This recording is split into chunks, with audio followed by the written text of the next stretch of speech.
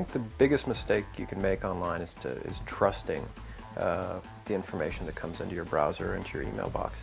I think someone said that you should never say anything online that you wouldn't say in a crowded room, and you should really take that to heart.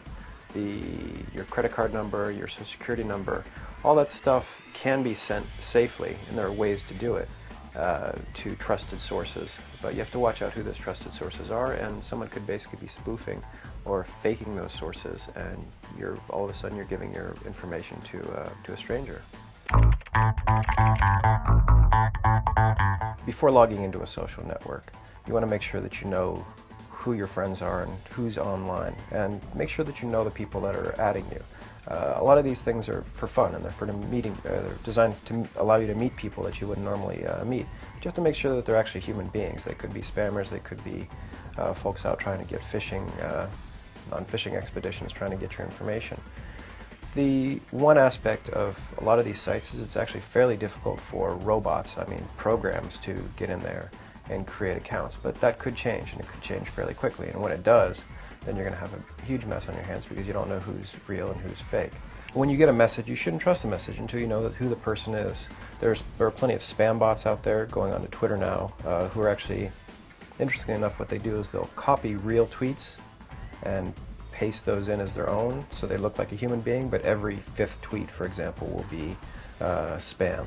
Maybe it's a phishing scam, maybe it's spyware, or maybe it's just some silly thing that they want you to go and look at a website and pay them for something, Viagra or something like that. And in terms of Facebook, anyone can really fake a Facebook account. It's not just because a person says they're somebody doesn't mean they definitely are. And those things can be hacked as well. Your password could be stolen or guessed, and someone could masquerade as you or one of your friends.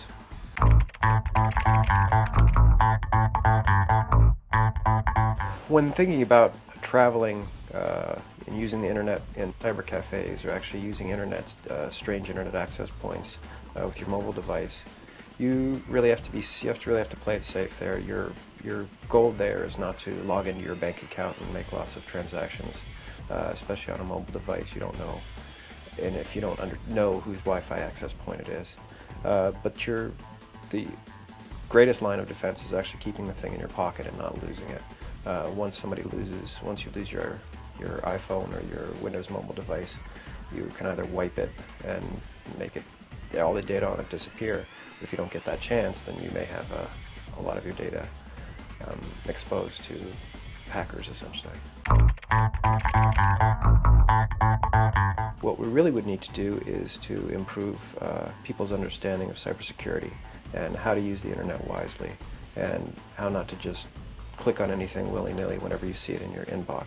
Never trust anything that comes in through the pipe.